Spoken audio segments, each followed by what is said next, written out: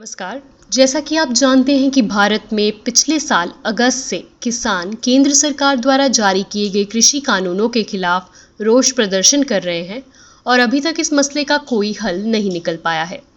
इसी के चलते जाने माने कृषि अर्थशास्त्री सरदारा सिंह जोहल जी ने किसानी आंदोलन और कृषि कानूनों पर अपनी राय दी है।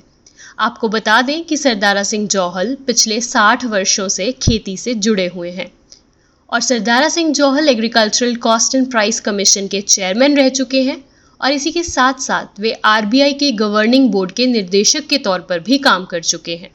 कृषि कानूनों और किसानी आंदोलन के बारे में उन्होंने कहा कि इसमें कोई दो राय नहीं है कि देश में मौजूदा कृषि कानून किसानों की आत्महत्या शोषण का कारण बन रहे हैं और इनमें परिवर्तन बहुत ज़रूरी है।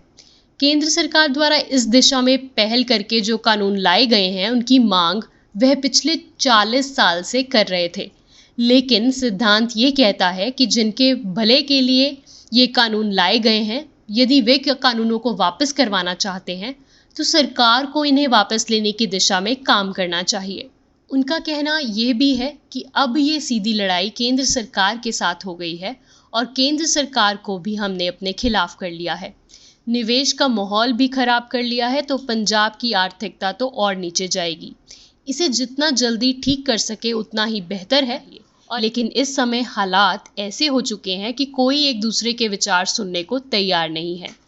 आज हालत ये है कि यदि वे किसानों के पक्ष में बात करते हैं तो आप देशद्रोही बन जाते हैं और यदि किसानों से अलग राय रखते हैं तो गद्दार बन जाते हैं। और जब उनसे पूछा गया कि केंद्र सरकार ने इस मामले में क्या गलती कर दी है तो उनका जवाब ये था कि केंद्र सरकार को इन कानूनों के लिए अध्यादेश लाने की ज़रूरत नहीं थी और यदि अध्यादेश ले ही आए थे तो अध्यादेश और बिल को संसद में लाने के भीतर 6 महीने का समय होता है और इन 6 महीनों में किसानों के साथ बात करके उन्हें विश्वास में लेना चाहिए था और इसे पब्लिक प्लेटफॉर्म पर लाकर भरोसा जीतना चाहिए था कि ये कानून वे पिछले 50 सालों से मांग रहे थे।